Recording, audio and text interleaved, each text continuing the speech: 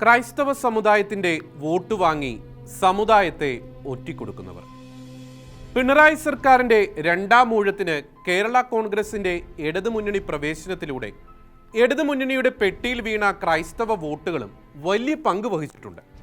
പക്ഷേ തെരഞ്ഞെടുപ്പെന്ന പാലം കടന്നു കഴിഞ്ഞപ്പോൾ മുഖ്യമന്ത്രി പിണറായിയുടെയും സർക്കാരിൻ്റെയും ഉള്ളിരിപ്പ് ജനത്തിന് ബോധ്യമാകാൻ തുടങ്ങി.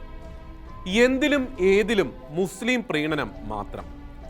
പക്ഷേ ക്രൈസ്തവ സമുദായം പതിറ്റാണ്ടുകളായി വിശ്വസിച്ച് വോട്ട് നൽകി പിന്തുണച്ചിരുന്ന കേരള കോൺഗ്രസിന്റെയും ലക്ഷ്യം മുസ്ലിം പ്രീണനമാണെങ്കിൽ എന്തു ചെയ്യും?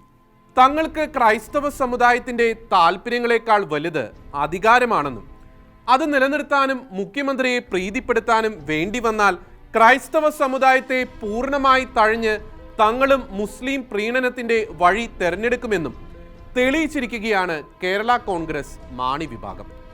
അതിന് ഉദാഹരണമായി തങ്ങൾക്ക് അനുവദിച്ചു നൽകിയ ന്യൂനപക്ഷ കോർപ്പറേഷൻ അധ്യക്ഷ സ്ഥാനം മുസ്ലിം വിഭാഗത്തിന്റെ സമ്മർദ്ദത്തിന് വഴങ്ങി മുഹമ്മദ് ഇക്ബാലിന് നൽകിയിരിക്കുന്നത്.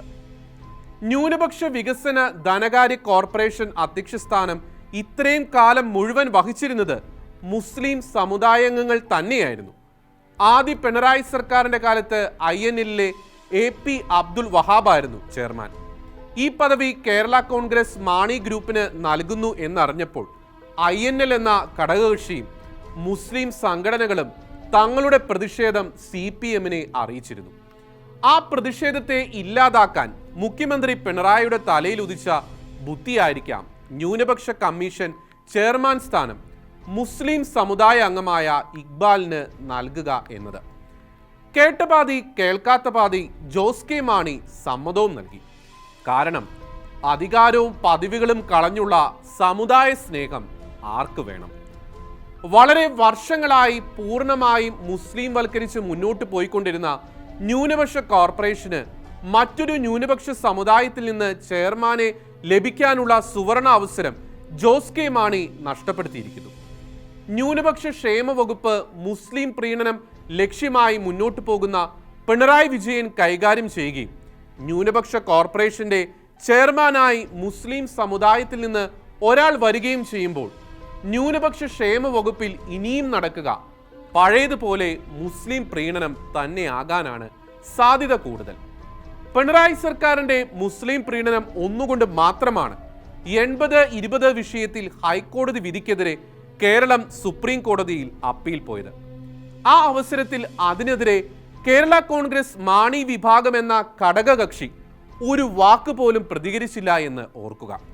കഴിഞ്ഞ നിയമസഭാ തെരഞ്ഞെടുപ്പ് കാലത്ത് ജോസ് കെ മാണി നയിക്കുന്ന കേരള കോൺഗ്രസിനെയും ഇടതുമുന്നണിയെയും സഹായിച്ചവരെ അപമാനിക്കുകയാണ് ഇന്ന് ഇത്തരം തീരുമാനങ്ങളിലൂടെ ഇടതുമുന്നണിയും പിണറായി സർക്കാരും. ഇതിനെ ഒരു ചതിയായി വേണം കാണാൻ.